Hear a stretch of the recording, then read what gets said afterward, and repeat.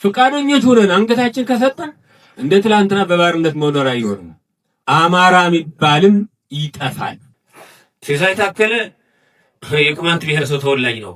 እኛ የአማራ ብሔረሰቦች ተወላጆች ያን ጊዜ የተዋጋነው ሐምሌ 5 የተዋጋነው እንደ ጎንደሬነታችን ነበር። ወልቃይት የአማራ ነው ይባላል። ለሸዋና ለጎጃም መሬት አንሰጥም ብለው ለጎንደር ግን እትውቱን እያዩ መሬት ሰጡ። እስራኤላውያን ከሲና በረሃ ሲወጡ ነፃ ሲወጡ ሙሴ ሰጣቸው። ከጎልያድ ጥቃት ነፃ ሲወጡ ዳዊት ሰጣቸው። ዛን ጊዜ እኔ ደግሞ ያንን ችግር ህወሓት በጣም እዚያ ውስጥ አጣብቂ ውስጥ ሲደርስ ደግሞ እኔ ተገኘሁ። ክልሉም ዛን ጊዜ ጠንከር ብሏል። በቃ ቢያንስ አሳልፈን አንሰጥም። አቶ ጎዱም ጊዜ እንግዲህ አሁን ሰው አሳልፈን ከሰጠን ከህዝብ እንነጠላለን፣ የሚሆን ከሆነ ካለበት ነው መዳኘት ያለበት የሚል አቋም ነበረው ነው የሚሉኝ። ወልቃይት ሄዳችሁ ጽሕፈት ቤት ለምን አትከፍቱም የሚል ነበር አቶ ጎዱ ዛን ጊዜ በቀጥታ አይሰጡን ማለት ነው። አግኝተው ሰውን ጫንጫን ከውስጥ ሆኜ ወጣቶች ህፃኖችን ወደ ኋላ አድርጓቸው፣ የታጠቃችሁ ካላችሁ ከፊት ተዋጉ እና ሰው እንዳይሞት እንዳይመታ ስለው አንተ 100,000 ምልክ ይበለኝ እኛ ጎንደር ተሸንፈን አንቀርም፣ ዝም ብለህ ስለራስህ ንሰብ እኛ ምንም አንሆን የሚል አንድ ስልክ እንግዲህ መልስ ሰጥቶኝ ነበረ። እንደዚህ ያሉ ጀግኖች ነበሩ። ለደጀኔ ማሩ ቅድም ሲነሳ ነበረ።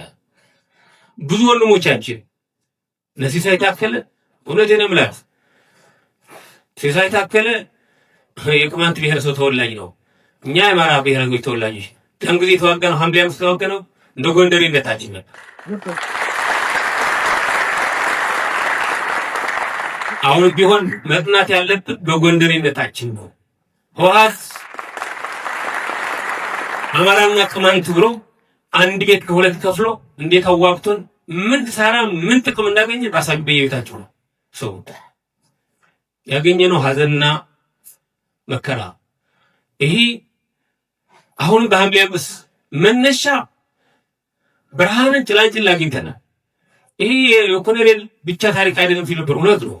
እኔ አንድ ሰው አይነድም፣ አንድ ሰው አይፈርድም፣ አንድ እንጨት አይነድም ይባላል። የሁላችን ትብብር ስለነበረ ነው አሁን ኮርተን መናገሪያ። አሁን የሐምሌ 5 ትሩፋቶች እንድንናገር አሁን እንድንሰበሰብ ከቦታ ቦታ እንድንንቀሳቀስ ከትናንትናው የተሻለ ነገር አድርጎ ነገር ግን መሰረታዊ ጥያቄዎቻችን በጭራሽ አልተነኩ። ወልቃይት የአማራ ነው ይባላል። ለሸዋና ለጎጃም መሬት አንሰጥም ብለው ለጎንደር ግን እትውቱን እያዩ መሬት ሰጡ። በአደባባይ ማለት ከወረዳ አመራር በላይ ባለበት አዳራሽ ማለት ይሄ አሁን የአማራ መሪ ነው ብላችሁ ታስባላችሁ? ለአማራ ነው የሚታገለው ወይስ ለሌላ ኃይል ነው?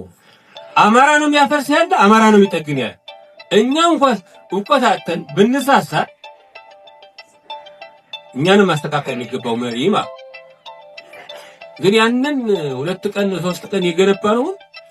ልክ ወልቃይት የአማራ እንዳትሆን የአማራ አመራር ለወልቃይት ጠገዴ እንዳይማጎት እንዳይቆም አፍርሰው በመጨረሻው እኔ በየቦታው ነው ማጋለጥ ነው። እንዲህ አይነት መሪን ከውስጣችን አለ። ብዙ ጀግኖች እንዳሉ ሁሉማ አሁን ያለው ሁኔታ ታውቁታላችሁ።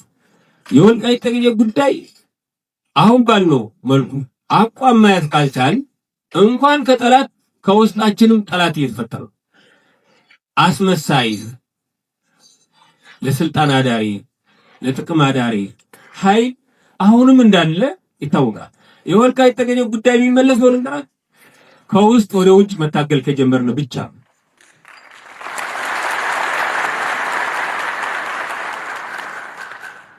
ለሆድ ለስልጣን ቅድሚያ ካልሰጠን ፊት መስጠት ያለብን የአማራ ህዝብና ኢትዮጵያን ነው የሚል ጽኑ አቋም ይዘን መታገል ከቻል ሁኔታዎቹን ከፈተና ወደ ጥቅም ወደ ድል መለወጥ ይቻላል።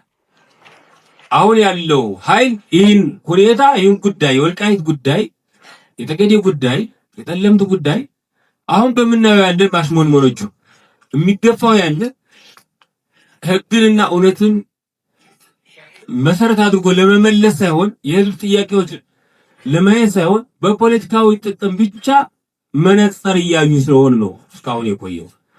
እና ምንድነው ታዲያ መጨረሻችን የሚለው እኛ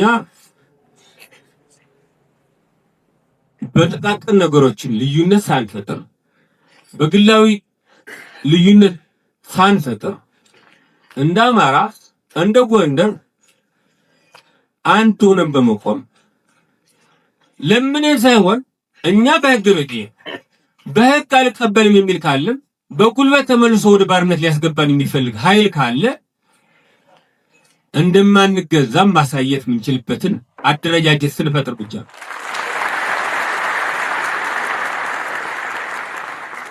አዎ ያ ካልሆነ ትላንትና በባርነት ስንኖር ነበር። አማራ በባርነት ሲኖር ነበር። እንደ ተራ ተላላኪ አማራ እንዴ ገደለዋል፣ አንዴ ወጎ ቆርጠናል፣ አንዴ እንዲያርገነዋል ብዙ ስሞች ነበር።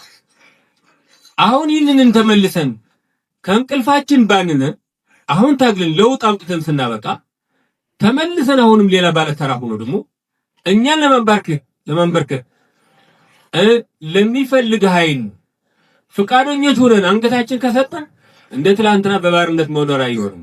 አማራ የሚባልም ይጠፋል።